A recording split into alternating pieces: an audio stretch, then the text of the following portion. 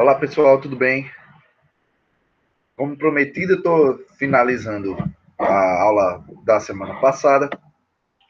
É a segunda parte, resolvi dividir em duas para a gente não ter confusão sobre o que é filosofia ética medieval, que é o começo da ética moderna, que a gente vai ver hoje com dois filósofos importantes, que é Descartes e Spinoza.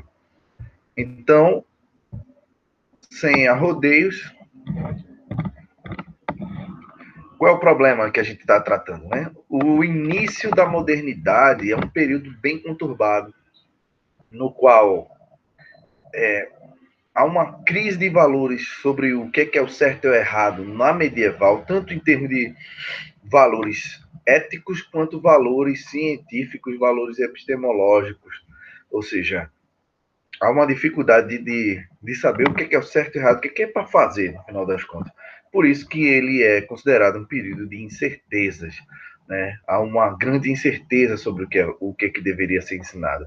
Ao mesmo tempo em que nas escolas ainda há uma forte instrumentalização daquele arcabouço medieval que vem principalmente da escolástica, de Aristóteles, de Tomás de Aquino, né? Há já um questionamento sobre esse arcabouço, se isso dá certo, se isso não dá, porque há muito experimentação iniciando, principalmente na Inglaterra, né? E também com influência dos árabes sobre instrumentos novos sendo criados, sobre novas formas de entender a Terra, o mundo, como é que funciona.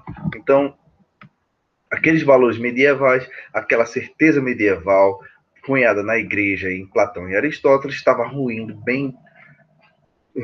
chegando ao seu limite, né? Mesmo dentro da igreja. Como, se vocês estudarem mais a fundo, vão ver que muitos padres chegaram a questionar isso e se deram mal, inclusive. Né? Então, a gente vai trabalhar, ver o que é que Descartes, que é o cara que inicia a modernidade em filosofia, porque ele não criou uma ética propriamente dita, mas criou o que ele chamou de uma moral provisória. A analogia que dá para fazer é assim, né? Descartes ele queria construir um edifício novo, um edifício próprio, né? Fundado, calcado em verdades, certezas racionais. Só que enquanto ele não tinha esse instrumento, esse edifício pronto, ele precisava meio que assim morar de aluguel em algum lugar. Ele precisava morar de aluguel, ele tinha que construir uma casa provisória. E essa casa provisória foi essa ética que ele estabeleceu como algo baseado no bom senso, dá para dizer assim, né?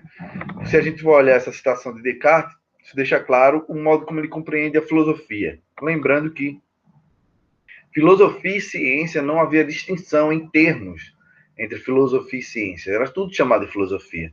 Na verdade, grande parte do que ele queria tratar era ciência, que a gente chamaria hoje de ciência, não de filosofia, propriamente dita. Né? Na citação, toda a filosofia é como árvore, cujas raízes, são formadas pela metafísica, é como se fosse uma árvore invertida. A raiz é formada pela metafísica, o tronco pela física e os ramos que saem dela, né, são essas ciências particulares, como a medicina, a mecânica e a moral, o que a gente chamaria de ética. Ou seja, para Descartes, é primeiro preciso fundar uma metafísica, certezas metafísicas, para depois essas certezas metafísicas vão nutrir a física, para depois de uma compreensão do mundo natural, é que a gente pode fundar uma ética. Por isso que, para ele, a ética, o que ele estabeleceu, foi chamado de moral provisória. E tinha 3 regras. A primeira regra, obedecer às leis e costumes do país, guardando a religião da infância e agir conforme as opiniões mais moderadas dos homens mais sensatos do meio em que estamos. Ou seja, a ideia de Descartes é uma espécie de haja com bom senso onde você está. Não se envolva em confusões, ou seja, obedeça às leis, né? Se você tem uma religião, continue seguindo, que se você não segue essa religião, pelo menos no caso, na época dele, você poderia se dar mal, né? E até porque você não tem certeza que aquela religião está errada, então continue seguindo, já que você sempre achou que era certo. E o que as pessoas mais sensatas daquele lugar disseram que é bom fazer, é bom aceitar de bom grado, né? Seja prudente. A segunda regra é ser firme nas suas ações e nas opiniões. A ideia é mais ou menos assim, né? A analogia dele. Se o cara está perdido numa floresta, você traça um norte e continua. Não, você vai ficar rodando em círculos. Se você ficar rodando em círculos, você não vai chegar em canto nenhum. Então, ter um direcionamento, seguir firme nele é essencial para que você possa ter uma boa conduta. E a última regra é procurar sempre vencer a si mesmo, um certo domínio das paixões. Razão controla a emoção, né? Não deixe os seus desejos opinar muito. É mais ou menos essa ideia de Descartes, né? Você controla a si mesmo e não conta com as adversidades. Não contar com a sorte é uma boa, posso dizer assim, que é uma boa dica, né? Porque o cara que conta com a sorte, ele sempre está contando com o acaso, né? Pode ser bom ou pode ser muito ruim. Então, é o ideal que você tenha sempre contar com suas próprias forças, que é mais ou menos isso que Descartes está tentando dizer. Conte com os seus conhecimentos, com suas próprias forças, deixe o acaso para quem tem pouco conhecimento. Descartes, não através dessa ética, mas através da sua matemática, sua física, principalmente da sua filosofia, mudou todo um cenário que a gente ainda vai estudar, mudou todo um cenário de como era fazer conhecimento. Descartes muda isso através da sua espécie de metafísica e teoria do conhecimento. Ele muda o parâmetro. Então, essa influência corre solta pela Europa, né? Influencia ingleses, alemães, franceses. Descartes é francês. E um dos caras que ele vai influenciar é um cara que nasceu em Portugal, na verdade, considerado talvez o maior filósofo português, que era Benedito Spinoza, chamado de Baruch Spinoza. Spinoza, ele, ao diferente de Descartes, ele vai tentar entender como é que as paixões humanas funcionam. E essa frase dele ficou famosa. Fiz um esforço incessante para não ridicularizar, não lamentar, não desprezar as ações humanas, mas compreendê-las. Né? Inclusive, ele foi punido severamente pela igreja dele, ele era judeu, né, pela religião dele, por causa da filosofia dele. E vocês vão entender quando a gente for falar de teoria do conhecimento e de metafísica. A ideia da ética em Spinoza, e é uma ética propriamente dita que ele tenta fazer, ele faz um livro escalonado como se fosse de matemática, né? Postulados, princípios, é difícil de ler. Então, quem não fosse aventurar, não dá muito, vai dar muito trabalho, quem fosse aventurar a ler o livro de Spinoza.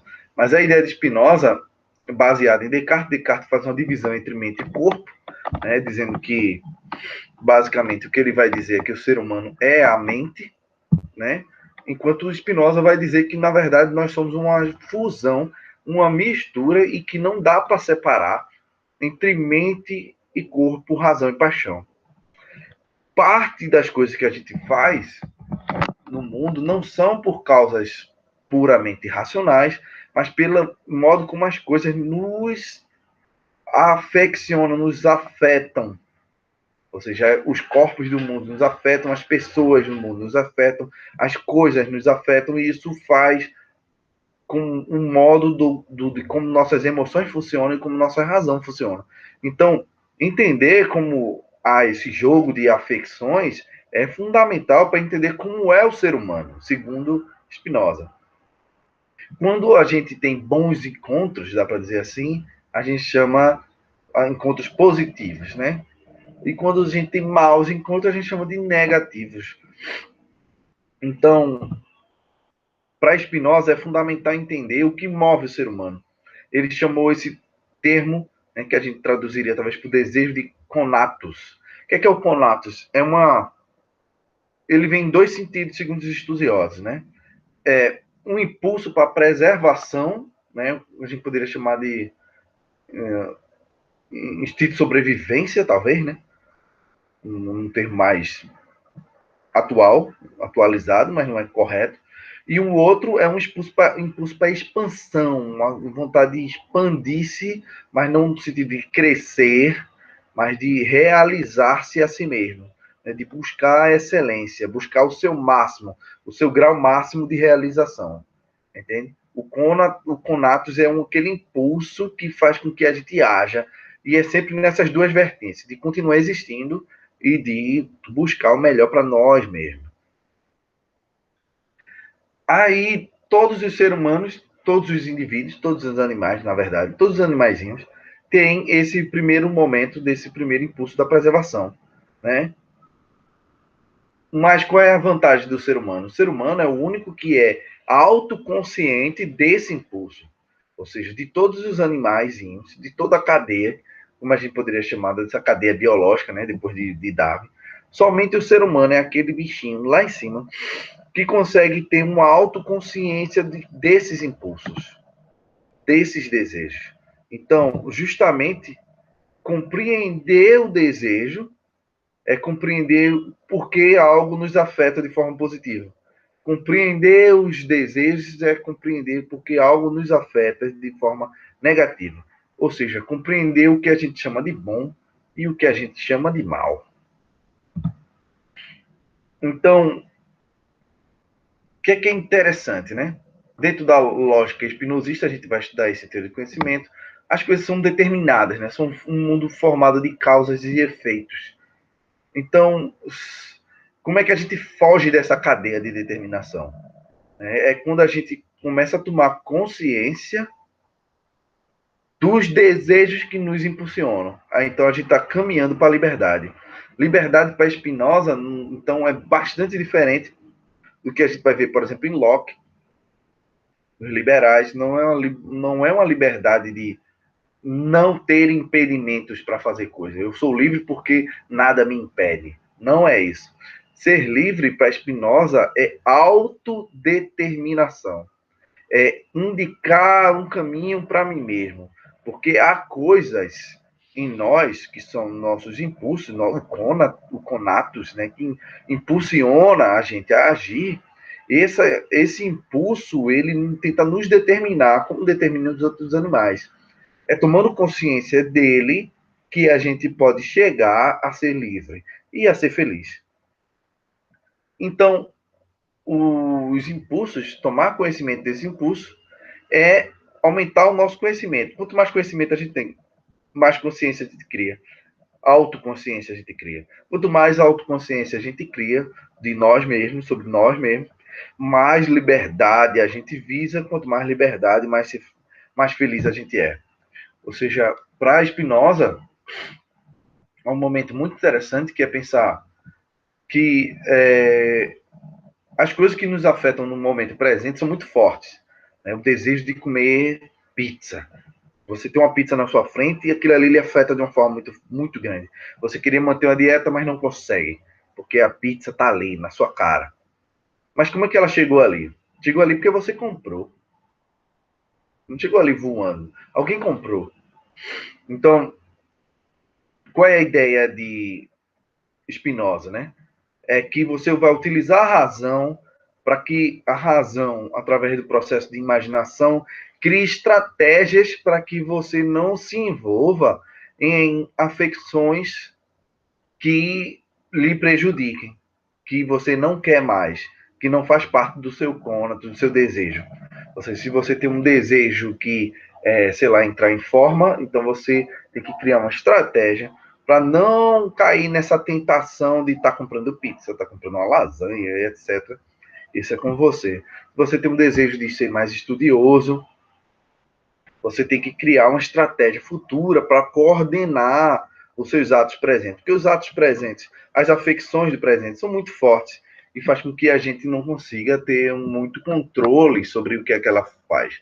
Então a gente pode ter um controle sobre as futuras que são mais fracas. Vocês olharem muito bem, a Spinoza faz uma coisa muito interessante. De Sócrates até ele, basicamente, Sócrates, lá atrás, até ele, o que é ser ético? O que é ser humano? O que é ser virtuoso? É controlar as paixões. controle das paixões. É uma divisão entre mente e corpo. O corpo é mal, a mente é boa porque é racional. Então a mente tem que comandar o corpo.